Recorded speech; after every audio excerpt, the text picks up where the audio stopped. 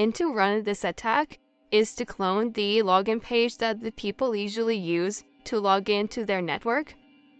Now again, I'm keeping this as generic as possible, so you can use this method to clone any web page you want really. Now I'm gonna go to my Kali machine right here, and I'm gonna go ahead and connect to the network that I want to target. So I'm gonna go here on the top, and I'm gonna click on Wi-Fi. I'm gonna select network, and I'm gonna select my target network right here, which is called Royal Wi-Fi. I'm gonna connect,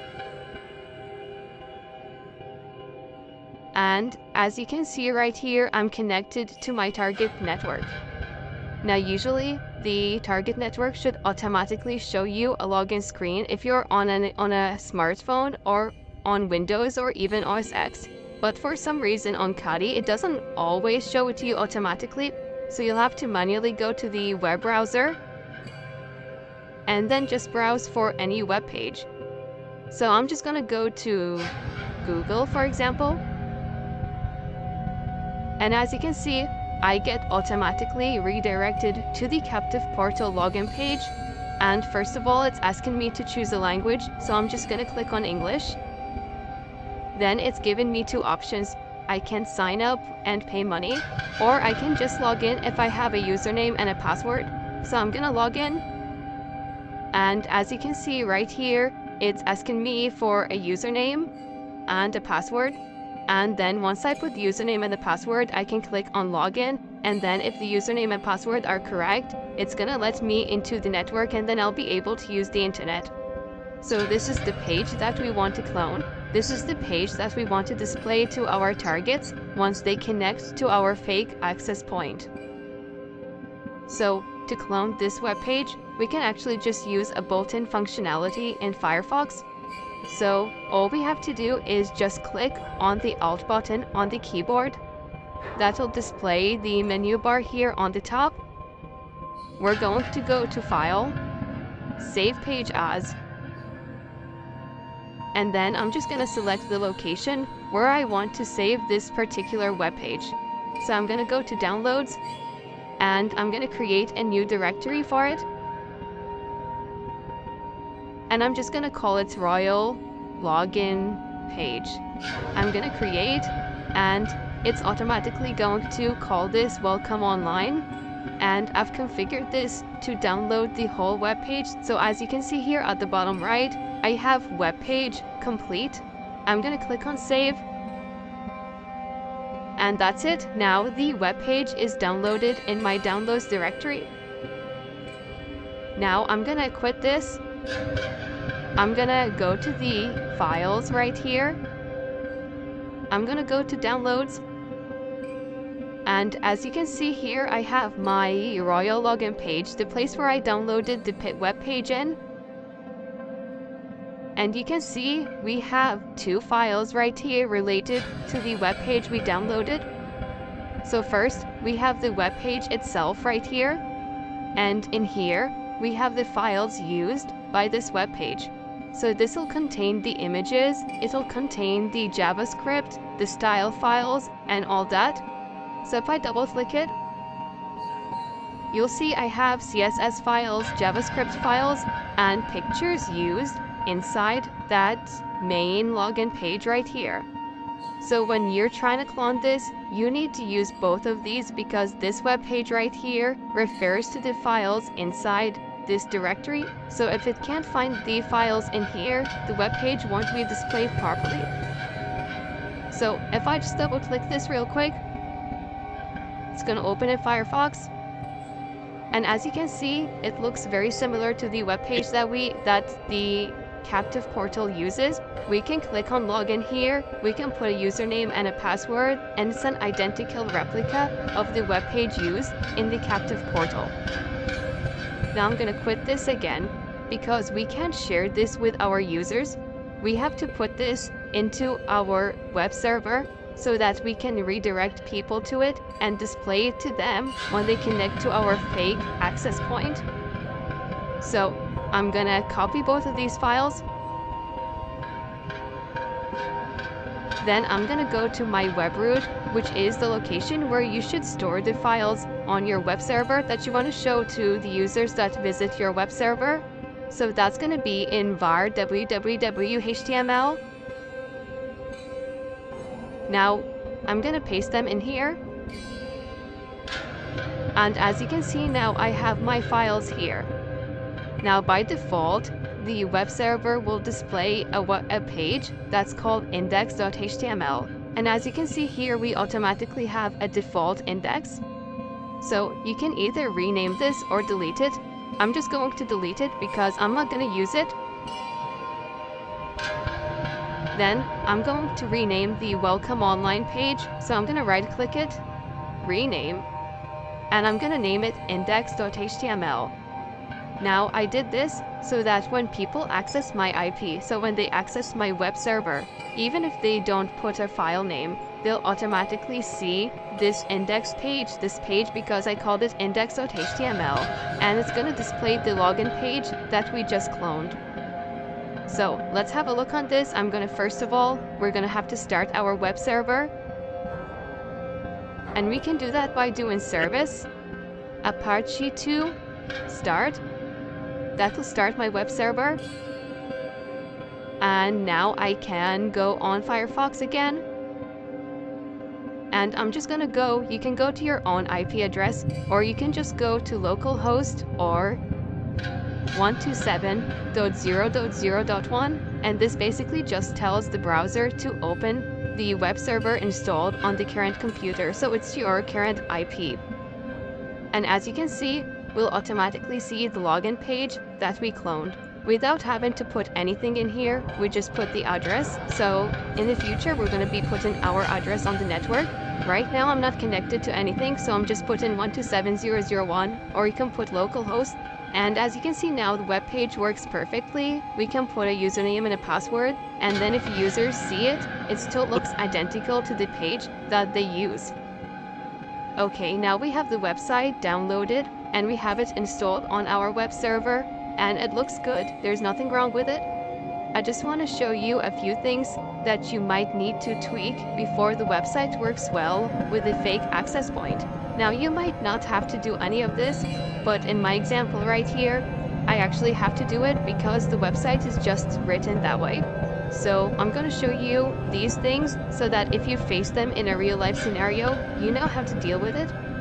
Now I'm actually running this attack against a real network, so this is not a fake network or a test network. So I have the website here, and this is the index.html. And like I said, this is the file that contains the code for the website itself, and it refers to stuff that's stored in the Welcome Online directory. Now before I modify this file, I'm going to use a text editor that's nice for modifying code, and it's really lightweight. So I'm going to show you how to install it first, and I'm going to go on my Terminator, and I'm just going to do apt-get install Genie.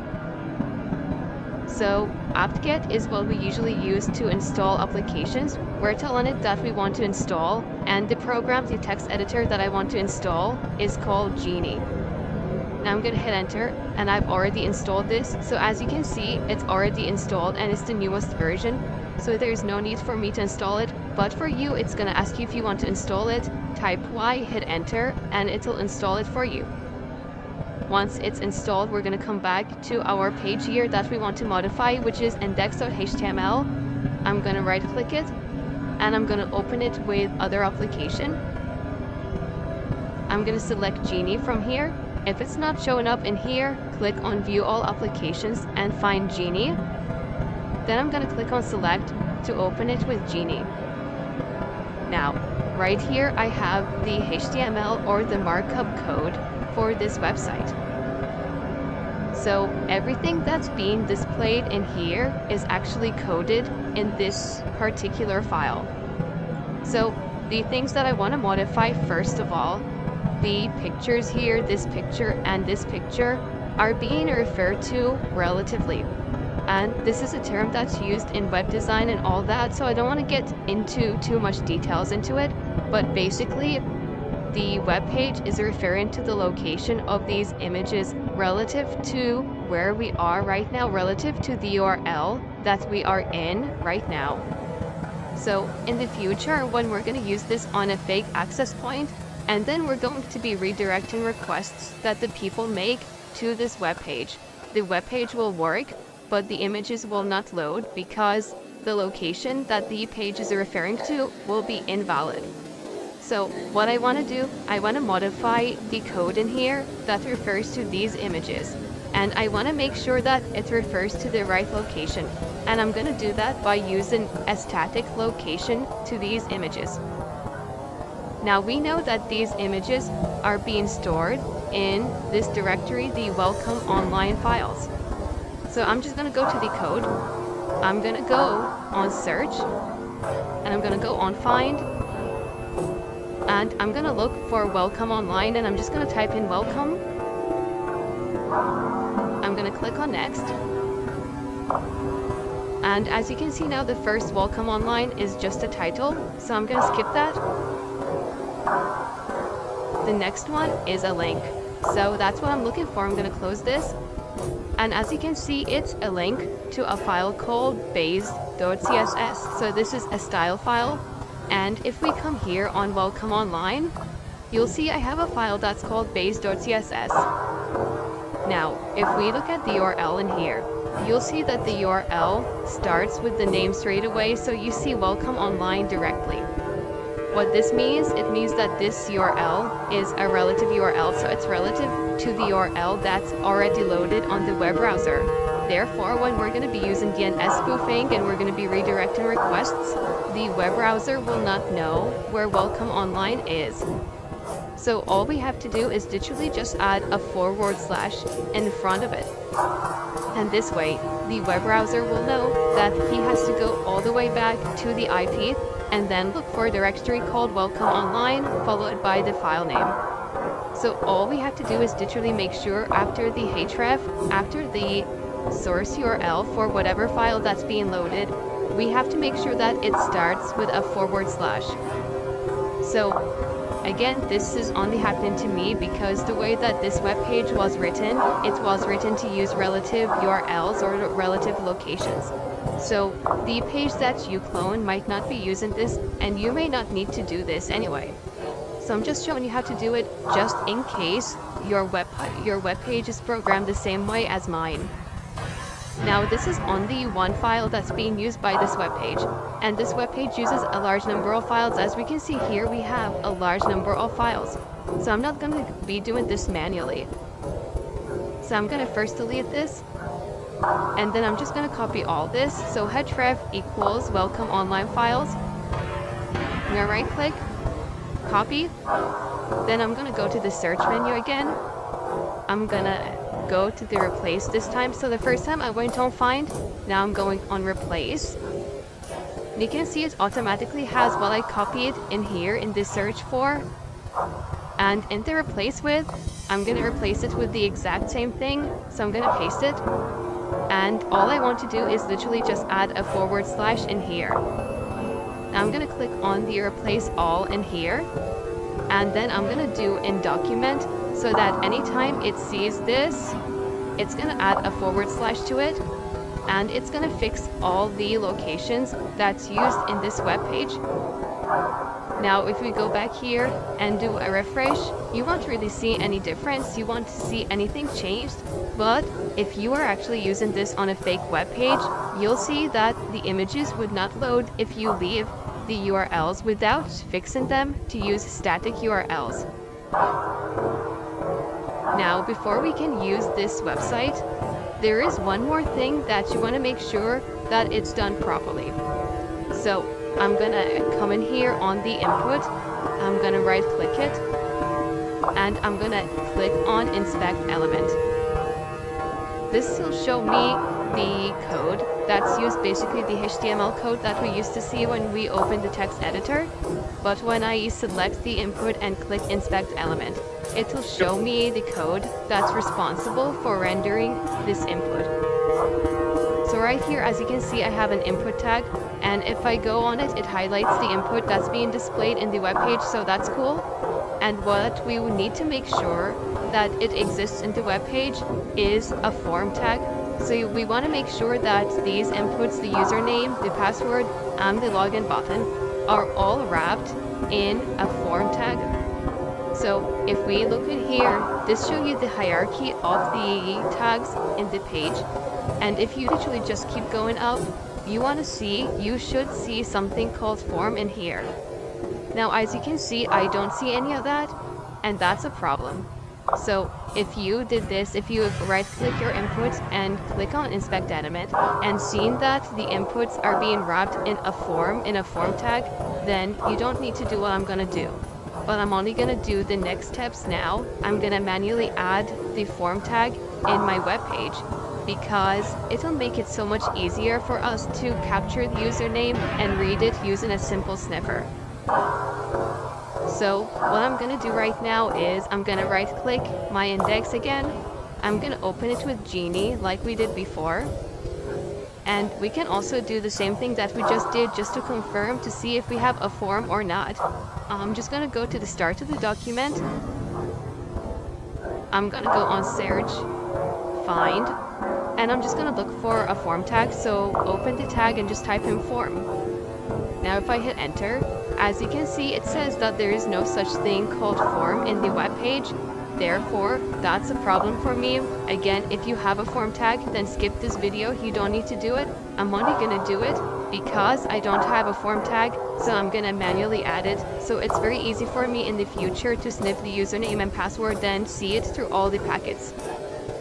Now, like I said, the form tag needs to wrap the username and the password input and the login button. So it needs to be placed before this input right here. So to look for the input, we're going to look for an input tag. So I'm just gonna put input in here. I'm just gonna zoom in a little bit. And as you can see, you can see that we have a username here. I'm just gonna hit enter to bring it down. So we have the username, this is what's being displayed on screen, and then we have the input, which is basically the text box that the people enter their username that's in here. Now we also need to look for the password input. So again, I'm just going to click on next to go to find the next input in the text. And as you can see, we see the password here. So this is literally the password, the text that you see on the page, and then it's followed by the input tag right here. Now again, this is the text box where users enter their password. The last thing that we want to look for, so we already have the username, we have the password. The last thing that we want to look for is this button, the login button. So again, I'm going to put my mouse here before the input, the password input. I'm going to type in here, login. And again, as you can see, we have the login text. That's the users are seen here. And notice in here that they're actually not using a login button. This is literally just a text. And if you analyze the HTML more, you'll see that they're submitting the form using JavaScript. And I'm gonna modify that in a minute as well. So I'm just gonna bring this down so it's easier for us to see. And as you can see, this is the login. This is the end of it. Usually when you see / something, means this is the end of that tag. So this is the end of the login that we see. This is the login of a container that contains the login. And this is just more code in here. So I'm just going to hit a number of new lines just so that we have our code separated. So the code that we're interested in is right here. And as you can see, this consists of the username text, the username input, the password text, the password input, and as you can see at the end, we have the login that the users press to literally log in and submit the username and the password. So the whole idea, the whole thing, the whole reason why I'm doing this, the inputs in here are not wrapped in a form tag, and this is what I'm going to do. So I'm going to manually add form. I'm going to specify the method that the data will be sent, and we're going to send this using post. This will make it easy for us to see it in Wireshark or in any sniffer later on. And the action, this is basically the web page that the data should be sent to. Usually, if you're actually programming a web application, you want this to be sent to a program that'll analyze the username and password and validate them. But in my case, I don't care where it goes. All I want is, I want this data to be sent over post, so I can sniff it using my sniffer. So I'm literally just gonna send it back to the same web page that we're in, which is index.html. So I'm gonna put a / index.html, and we're done.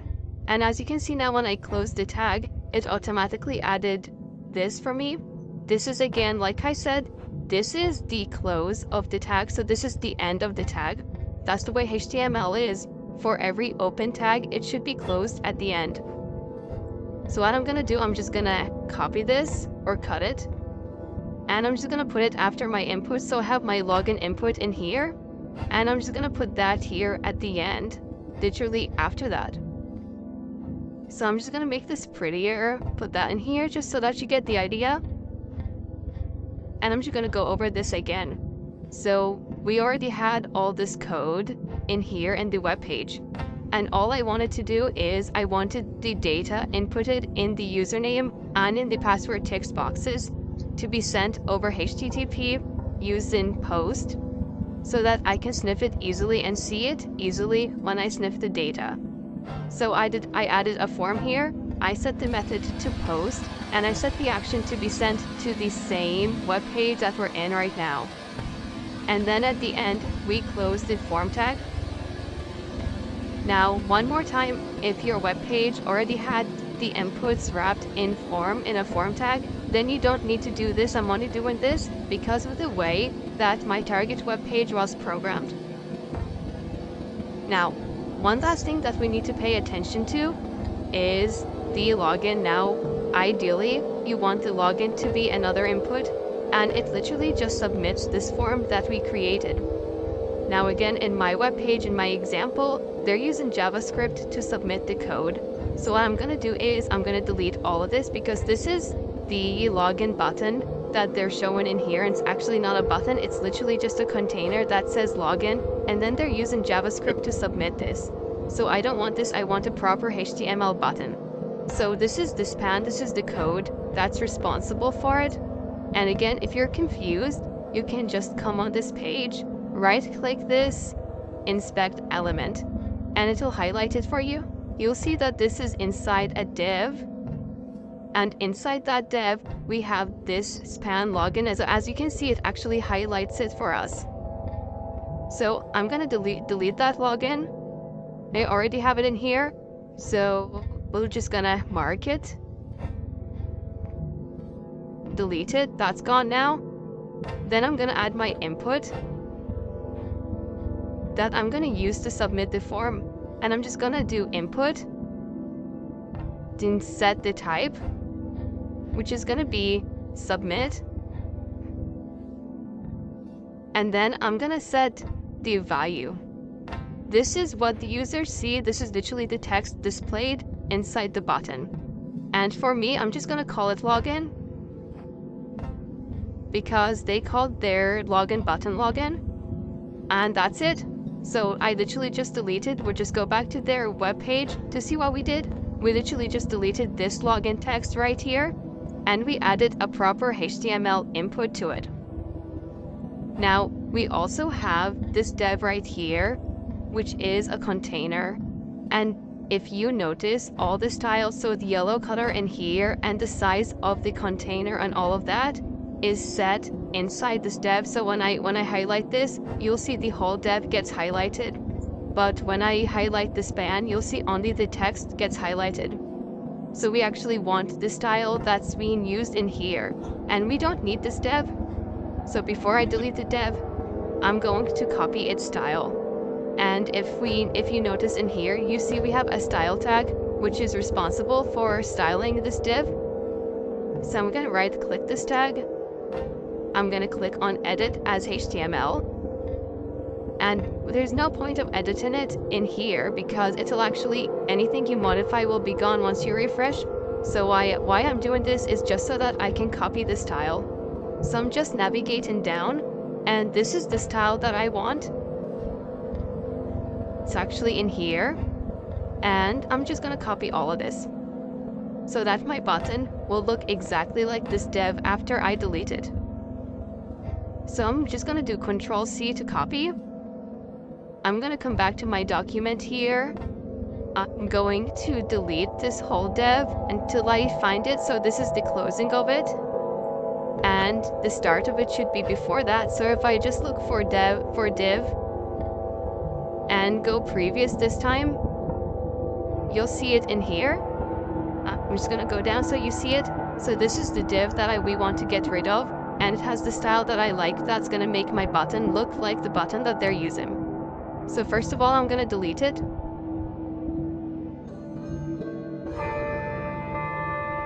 And then I'm gonna add the style in here. So it's gonna do style.